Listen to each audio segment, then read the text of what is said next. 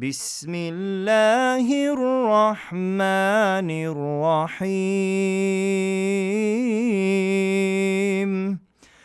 قل أعوذ برب الناس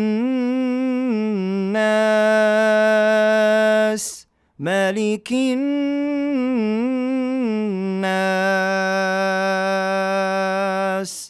إله الناس من شر الوسواس الخناس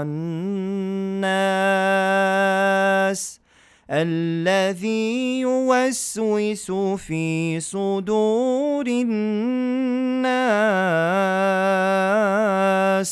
من الجنة